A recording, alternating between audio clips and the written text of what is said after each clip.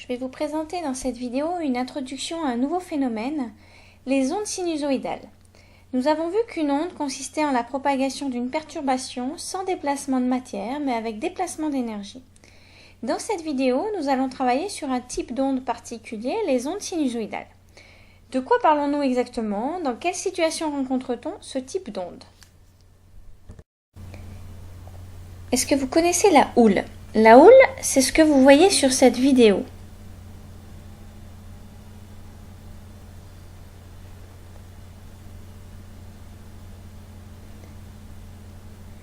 Je vous en remontre des photos.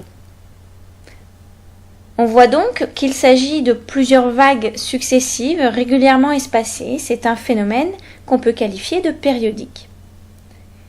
Je vous montre sur cette vidéo un deuxième exemple, une corde, initialement au repos, que l'on met en mouvement. La source est soumise à un mouvement sinusoïdal qu'elle transmet au reste de la corde.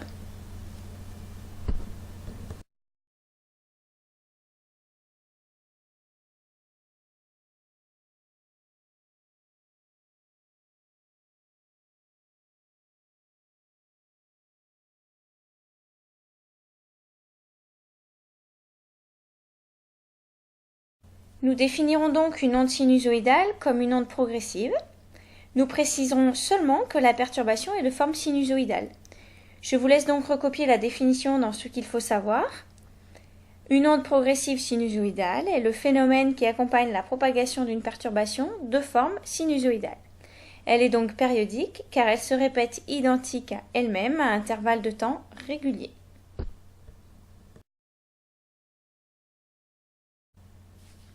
Nous allons maintenant retravailler sur l'exemple de la corde, mais plus en détail.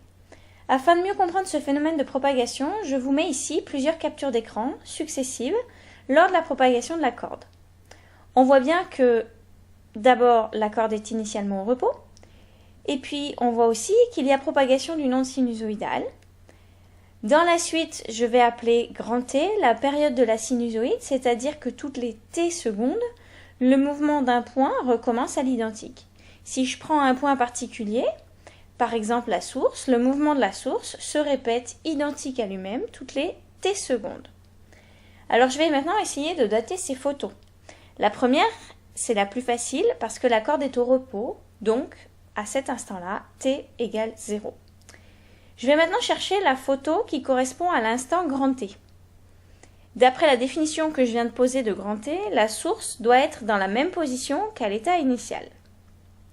La source semble être dans sa position initiale, c'est-à-dire au milieu, sur la troisième et sur la cinquième photo.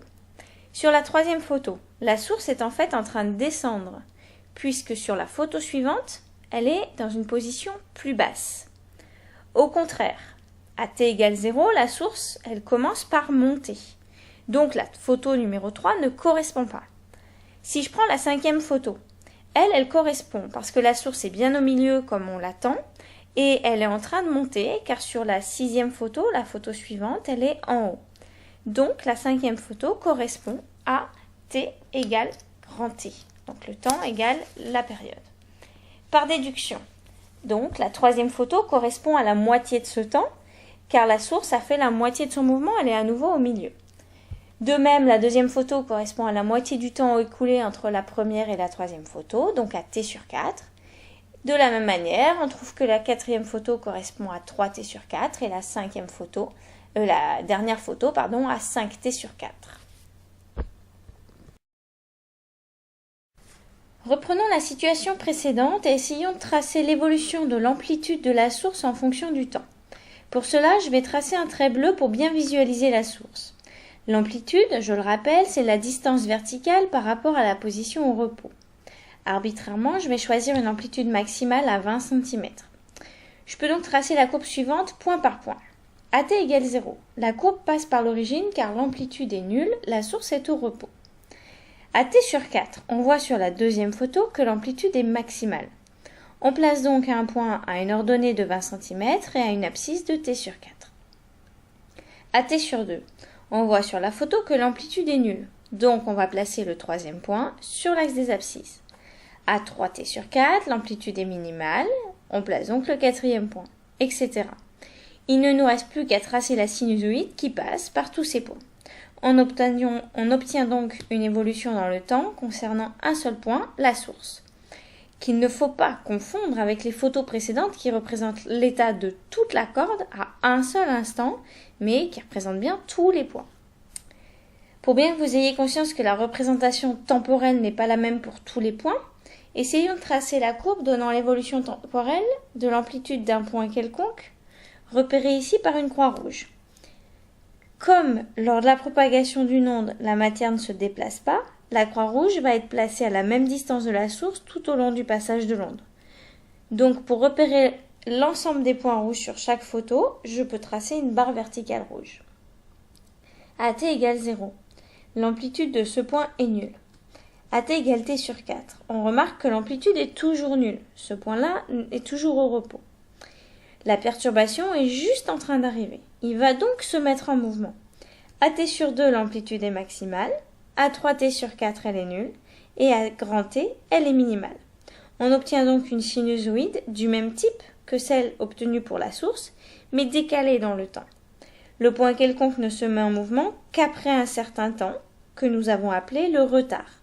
Donc pour trouver le retard au point quelconque, il faut lire sur la courbe temporelle l'instant de la mise en mouvement. Dans cet exemple, le retard vaut t sur 4.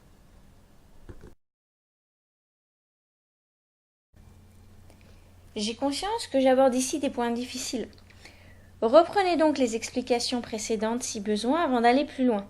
Pour vérifier que vous avez bien compris, je vous propose l'exercice suivant. Il faut tracer le graphe de l'évolution temporelle de l'amplitude du nouveau point rouge que je vous représente ici.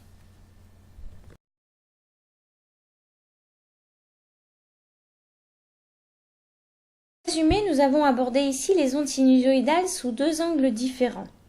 Dans un premier temps, nous avons utilisé des photos qui représentent tous les points de la corde, mais à un seul instant.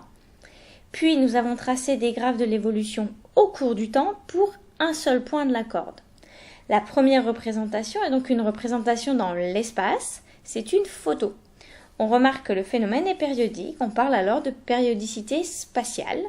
Dans ce cas, on appelle la période la longueur d'onde et on la note lambda. Cette grandeur, elle est donc en mètres. La deuxième représentation, c'est une représentation temporelle. On parle alors de périodicité temporelle et la période, c'est la période grand T que l'on a notée en secondes. Comme il y a à la fois une périodicité temporelle et une périodicité spatiale, on parle de double périodicité des ondes sinusoïdales. Quel travail dois-tu faire suite à cette vidéo? Premièrement, tu peux la visionner autant de fois que nécessaire, mais l'essentiel c'est de bien la comprendre. En cours, nous allons exploiter ces schémas, il faut les maîtriser et surtout repérer rapidement s'il s'agit d'une représentation spatiale ou temporelle. Deuxièmement, tu peux préparer des questions éventuelles. J'ai bien dit préparer des questions. Un « j'ai rien compris » ne nous sera pas utile, alors que pourquoi vous avez mis une croix à l'amplitude 20 cm pour une abscisse de temps, pour le graphe du point rouge, etc., nous permettra d'avancer. Si tu en ressens le besoin, tu peux copier les schémas clés sur ton cahier, mais pas dans la partie ce qu'il faut savoir. À très bientôt.